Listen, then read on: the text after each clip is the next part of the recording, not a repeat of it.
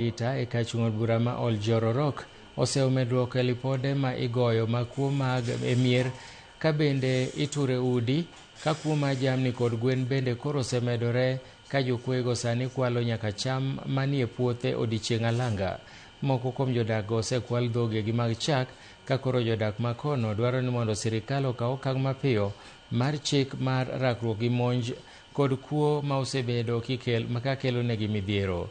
Kanolose romo mar loso arita kwe manotimore e gweng' ma Gishure, komishona ma kono Gadhanji Kennedy kod jotend rowere Cheragita Kamau ne okwayo tiyo kanyakla e kind jodak ma kono kod riwruok mamoko. Kuhusiana na wizi wa mifugo, na ndio maana nimeamua pamoja na chiefs wa eneo la Dundori na Oraimutia tuweze kupatana hapa na wananchi tuweze kupata suluhu kuhusiana na hili jambo la wizi wa mifugo. Ng'ombe zangu ndio iliziimbiwa, lakini sikujua wezi walikuwa nani, lakini nilikuwa nimeenda kukamua asubuhi nikakuta ng'ombe zimeibiwa, lakini sikujua wenye walikuja usiku, lakini mbwa ilikuwa inalia sana, nikasikia ni kama mbwa zingine zilikuja, sikujua ati ni wezi walikuja.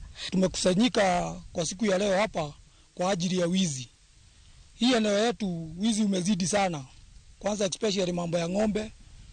Kuna siku walikuja hapa wakashinja ng'ombe ya huyo mama alikuwa hapa, alikuwa anaongea hapa. Na sasa watu wa kijiji tumehuzunika sana.